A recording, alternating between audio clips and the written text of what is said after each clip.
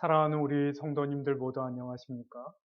간염병의 확산으로 인해 계속해서 이 녹화된 영상을 통해 저희가 새벽 기도의 시간을 가지면서 또 다른 한편으로는 우리 성도님들 언제 어디서 이 말씀을 함께하고 계실까 하는 것이 궁금해지기도 합니다. 언제 어디서 함께 하시든지 늘 하나님의 은혜가 말씀을 통해 주시는 귀한 위로와 또 평강과 힘이 늘 충만하시기를 간절히 바랍니다. 오늘 우리에게 주시는 하나님의 말씀은 잠언 2장 1절에서 15절의 말씀입니다. 하나님의 말씀을 제가 받들어 읽겠습니다.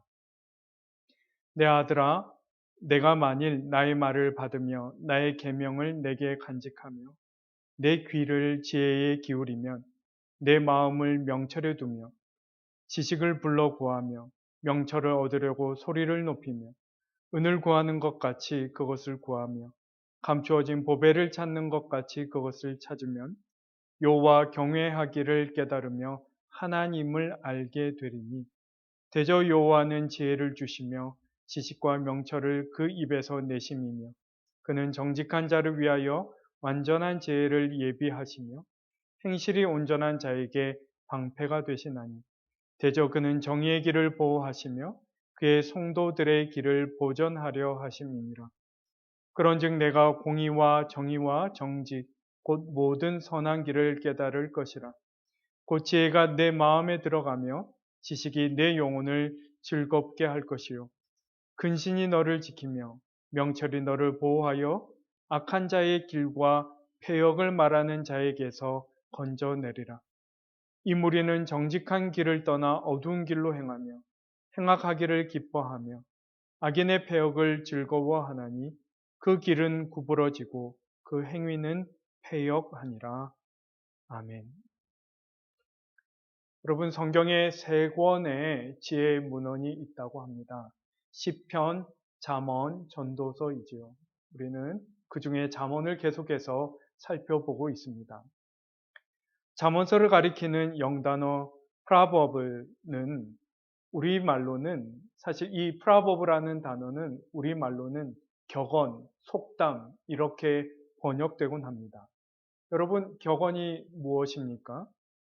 사전을 보면 오랜 역사적 생활 체험을 통하여 이루어진 인생에 대한 교훈이나 경계 따위를 간결하게 표현한 짧은 글이다. 이렇게 정의하고 있습니다.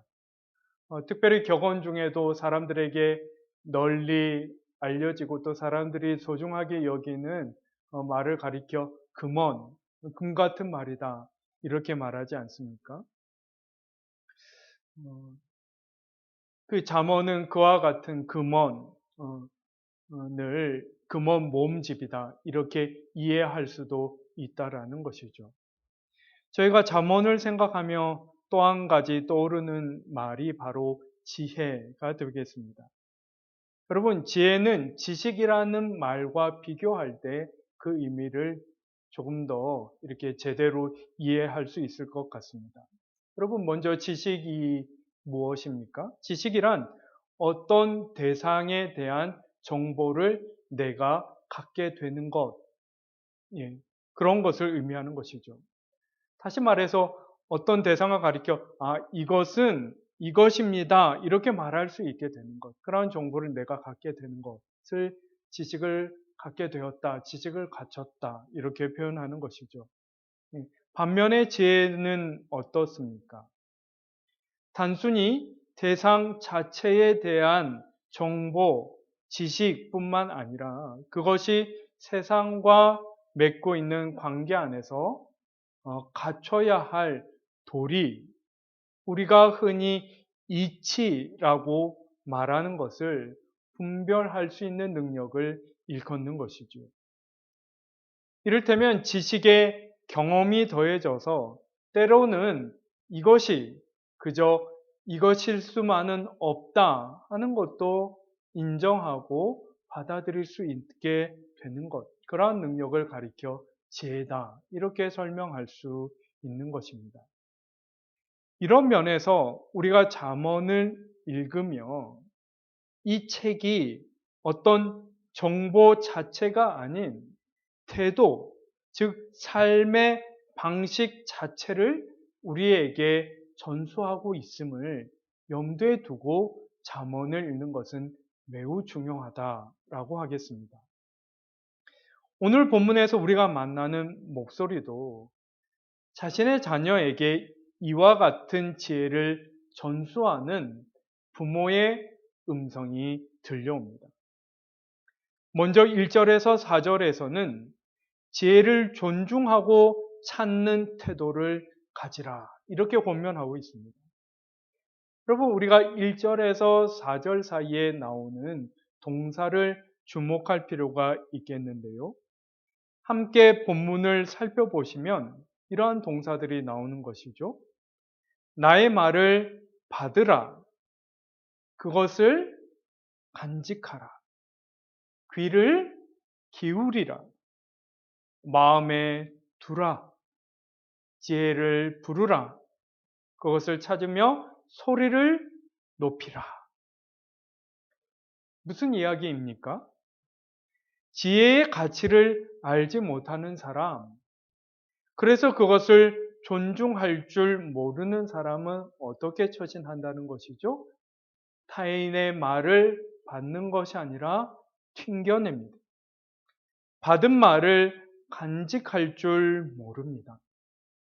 건성으로 듣고 결정적으로 지혜를 찾지도 않는 것이죠. 원하지 않는 것입니다. 그런데 정말 중요한 문제, 실제적인 문제가 무엇이겠습니까? 우리가 그냥 지혜에 대하여 가만히 있으면 사실 우리 모두가 이와 같은 태도를 취하게 되어 있다라는 것이죠. 지혜의 마음을 쓰지 않으면, 지혜를 찾지 않으면, 그것을 수용할 줄 모르면, 그것을 간직하고 있지 못하면 지혜롭지 못한 사람이 될 수밖에 없는 것이 이치라는 말입니다. 여러분, 이런 맥락에서 간절함이라는 말이 떠오릅니다. 간절함이 없다면 누가 그것을 소리질러 불러드리겠습니까? 어떤 면에서 간절함이라는 것은 구차한 입장에 서는 것이죠. 그러나 기대하고 기다리는 것의 가치가 높을수록 그것을 바라는 그 마음 또한 간절해지기 마련인 것입니다. 여러분, 이런 면에서 우리 안에 간절함이 없다면 그러한 구차함을 감내할 줄 모르면 어떤 면에서 우리가 절대로 가치로운 것을 얻을 수 없음을 우리가 명심할 필요가 있겠습니다. 이어서 두 번째로 중요한 것은, 사실 결정적으로 훨씬 더 중요한 것은 잠언이 전하는, 그것이 추구하는 지혜는 어떠한 지혜인가 하는 데 있을 것입니다. 이에 대하여 4, 5절을 이어서 읽어보면, 은을 구하는 것 같이 그것을 구하며 감추어진 보배를 찾는 것 같이 그것을 찾으면 여호와 경외하기를 깨달으며 하나님을 알게 되리라, 이렇게 말하고 있습니다. 지혜 구하기를 이를테면 은광이나 광산에서 진귀한 보물을 찾아 그것을 채굴하듯 하라, 그렇게 권면한 다음에 그렇게 지혜를 향한 그러한 태도를 가지고 애쓰면 어떤 보물을 얻게 된다고 말하고 있습니까? 여호와 경외하기를 깨달으며 하나님 자신을 알게 된다, 이렇게 알려주고 있는 것이죠. 먼저 경외라고 번역된 히브리 단어 이라흐는 주로 영단어로는 fear로 번역되는 그런 단어입니다. 여러분, fear가 무엇입니까? 두려워하다, 무서워하다라는 말이죠. 그러니까 하나님을 두려워하는 법, 하나님을 무서워하는 법을 깨닫게 된다. 이렇게 말하고 있다라는 것입니다. 그런데 여기서 두려워하다라는 말의 뉘앙스를 우리가 바로 잘 제대로 포착할 필요가 있습니다. 여러분, 여기서 두렵다는 것은 어떤 사나운 대상을 마주쳐서 우리가 갖는 그 대상을 무서워하는 그런 것을 일컫는 것이 아니라 오히려 우리가 이해하고 수용할 수 있는 범위를 넘어서는 어떤 거대하고 압도적인 또 동시에 아름답고 온전한 대상에 대하여 갖는 어떤 경이로움, 그러한 대상을 경이로워하는 그런 감정을 가리키는 말이라는 것이죠. 다른 한편으로 그런 경이로운 대상에 대하여 갖는 신뢰, 그런 신뢰를 바탕으로 자신을 그 대상에 의탁하는 행위, 그러한 태도를 일컫는 말이 이라흐인 것입니다. 이런 면에서 잠언이 다른 지혜 문헌들과 다른 점은, 차이점은 저자가 자신의 지혜를 독자에게 전수하고 있는 것이 아닌 오히려 참된 지혜의 원천으로 인도해 가는 것, 그러니까 동행하는, 그러니까 저자가 자신의 지혜를 독자에게 전달하는 것이 아닌 저자 자신이 독자를 인도하여 그리고 동행하여서 지혜의 참된 근원을 향하여 나아가는 그러한 책이라는 것이죠.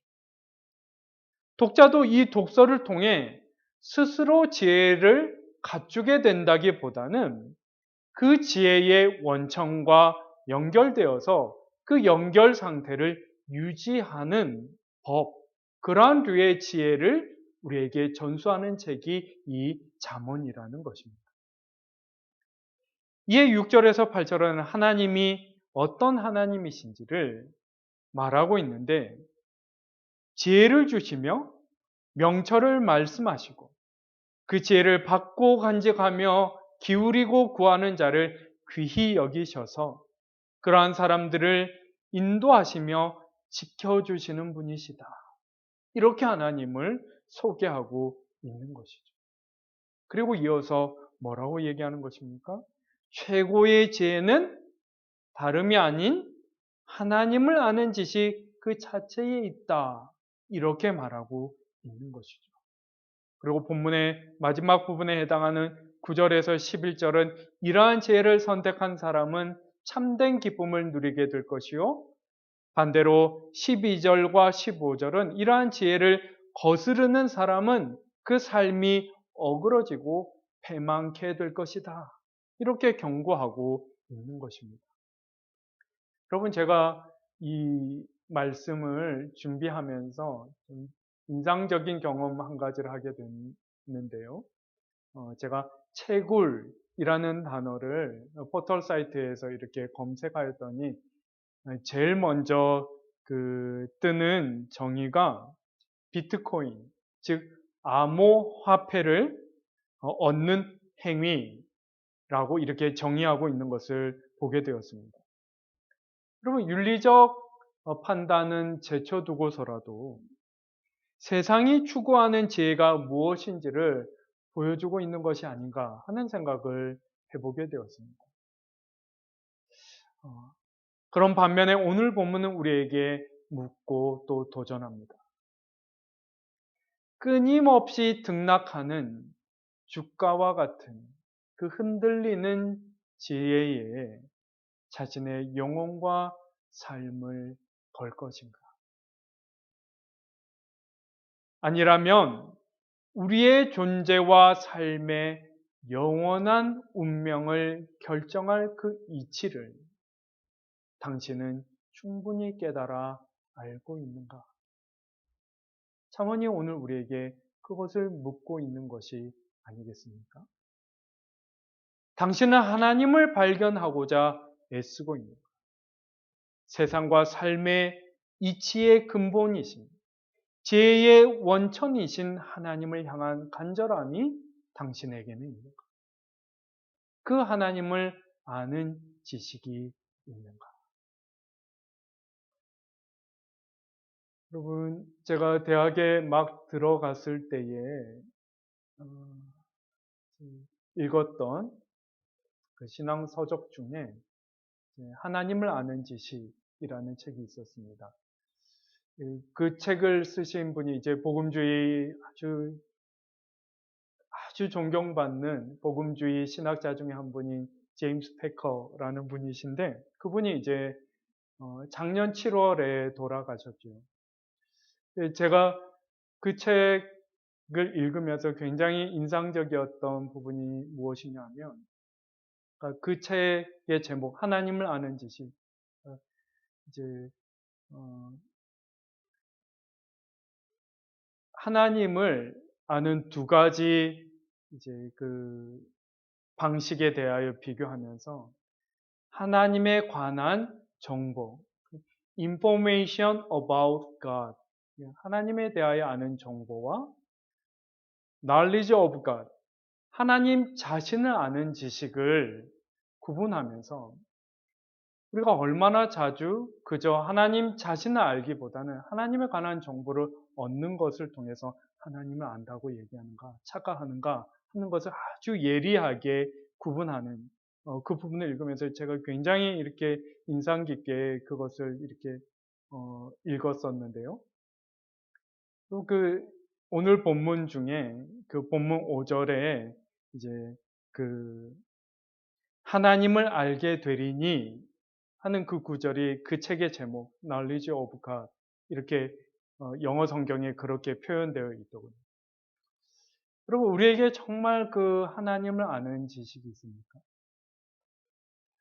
그 세상이 우리에게 전하는 그 지식이 아무런 소용이 없는, 전혀 무용한 그 순간에도 우리가 하나님을 알기에 우리의 삶의 길을 그분의 인도하심을 따라 살아낼 수 있는, 나아갈 수 있는 하나님 자신을 아는 그 지식이 우리에게 있는가?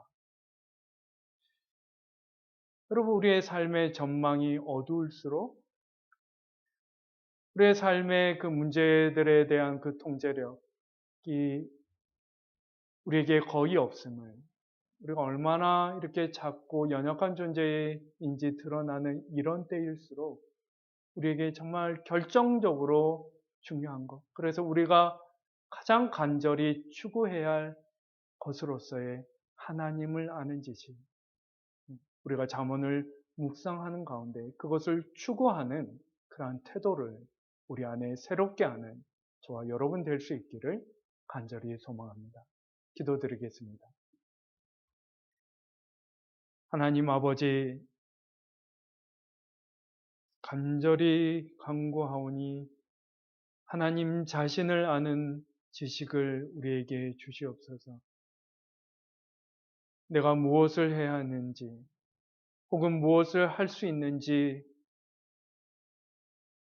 아무것도 알지 못하는 그때에도 한 분 하나님을 알므로 우리의 삶에 소망이 꺾이지 아니하, 살아갈 그 힘이 마르지 아니하는 우리의 생명과 삶의 진정한 원천에 뿌리 내린 그런 견고하고 굳센 삶 살 수 있도록 이 한 가지를 간절히 간구하오니 우리 모두에게 하나님을 아는 그 지식을 새롭게 하여 주시옵고, 날이 지날수록 그 지혜가 더욱 깊어져서 하나님만이 우리에게 주시는 삶의 진정한 의미와 풍성함과 아름다움을 누릴 수 있도록 주님, 우리 모두에게 하나님을 아는 그 지식을 허락하여 주시옵소서. 감사드리며 귀하신 예수 그리스도의 이름으로 기도하옵나이다. 아멘.